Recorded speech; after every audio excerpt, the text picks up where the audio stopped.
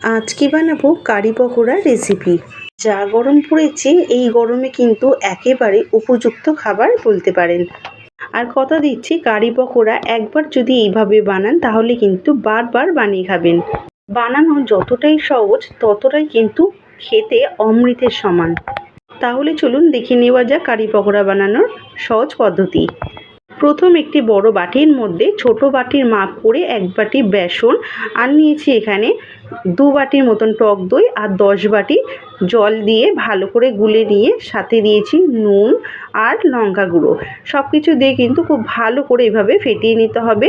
আর ফাটিয়ে নেওয়া হয়ে গেলে কিন্তু এখানে আমি 1 ঘন্টার মতন রেস্টে রেখেছিলাম। আপনারা যদি সময় কম থাকে তাহলে কিন্তু 15 থেকে 20 মিনিট আপনারা অনায়াসে রাখতে পারেন। এদিকে বড়ার জন্য লাগছে বাটির মধ্যে বেসন নিয়েছি, নুন, হলুদ, একটু জোয়ান আর পরিমাণ মতন জল দিয়ে ভালো করে ফেটিয়ে নেব। আর হ্যাঁ, সাথে দিয়েছিলাম কিন্তু 1 চিমটে খাবার সোডা। এই রেসিপি ফোড়নের জন্য লাগবে কারি পাতা, গোটা জিরে, গোটা মৌরি, মেথি, 2টো শুকনো লঙ্কা ফাটিয়ে নিয়েছি, লাগবে হিং আর আদা, কাঁচা লঙ্কা। পরিমাণ মতন তেল দিয়ে নিয়েছি বড়াগুলো ভাজার জন্য। এরপর হাতের সাহায্যে কিংবা আপনারা চামচের সাহায্যে কিন্তু এইভাবে একে একে বড়াগুলো দিয়ে এপিট ওপিট লো টু মিডিয়ামে রেখে কিন্তু আপনারা ভেজে নেবেন। হাই ফ্লেমে ভাজলে কিন্তু পুড়ে যেতে পারে, তাই লো টু মিডিয়ামে রেখে কিন্তু একটু ধৈর্য ধরে ভেজে নেবেন।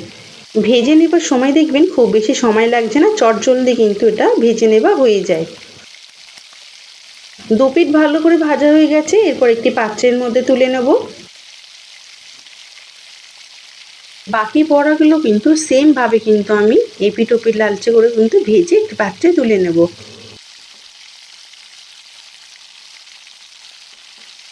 এরপর ফোড়নের জন্য বাকি যে মশলাগুলো রেডি করেছিলাম সেইগুলো তেলের মধ্যে দিয়ে ভালো করে ভেজে নেব। এরপর আগে থেকে যে আমি ব্যাটারটা গুলে রেখেছিলাম টক দই আর বেসনের সাথে, সেটা কিন্তু আমি গ্যাসের ফ্লেমটি লোতে রেখে কিন্তু দিয়ে ভালো করে কিন্তু অনবরত এটা মিশিয়ে নেব। যত ভালো করে মিশিয়ে নেব ততই কিন্তু ভালো। আর এটা যত মেশাবো তাতে কিন্তু দইটা ফেটে যাবার চান্সটা থাকে না।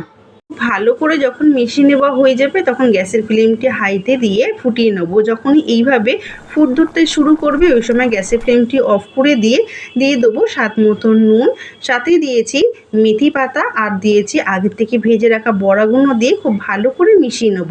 তবে আপনারা কিন্তু এইভাবেও খেতে পারেন। এখানে কিন্তু আমার অলমোস্ট ডান, কিন্তু এখানে আমি ফোড়ন দেব, যেহেতু ফোড়নটা দিলে খেতে আরও বেশি সুন্দর লাগে। নিচে ডাবু হাতার মধ্যে ঘি, শুকনো লঙ্কা, এখানে আছে কারি পাতা, লঙ্কা, হিং আর একটু আদা কুচি, সেটাকে খুব ভালো করে ভেজে নেব। হয়ে গেলে লাস্টে লঙ্কার গুঁড়ো দিয়ে আবার একটু ফুটিয়ে নিয়ে দিয়ে দেবো সেই কারির মধ্যে। খুব ভালো করে কিন্তু সব কিছু এইভাবে মিশিয়ে নেব। আর এতে করে কিন্তু খেতে দুর্দান্ত লাগে, বলতে পারেন এটা কিন্তু একেবারে অমৃতের সমান। এই গরমে একবার যদি বাড়িতে বানিয়ে খান তাহলে কিন্তু কথা দিচ্ছি বারবার বানিয়ে খাবেন।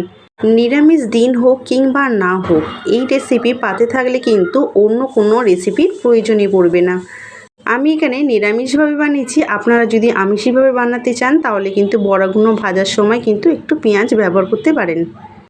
এই রেসিপি কিন্তু মহারাষ্ট্র, রাজস্থান এইগুলোর জায়গায় কিন্তু সবথেকে উপযুক্ত একটি খাবার। আর এই যা গরম পড়েছে এখন কিন্তু প্রত্যেকটা বাঙালি ঘরে এই খাবারটা কিন্তু একেবারেই উপযুক্ত হয়ে দাঁড়িয়েছে। বাড়িতে বানিয়ে জানাবেন কিন্তু আপনাদের কেমন লাগলো। সাথে চ্যানেলটি সাবস্ক্রাইব করতে কিন্তু ভুলবেন না। ফিরছি পরবর্তী নতুনত্ব কোনো ভিডিও নিয়ে, ততক্ষণে ভালো খান, ভালো থাকুন, টাটা।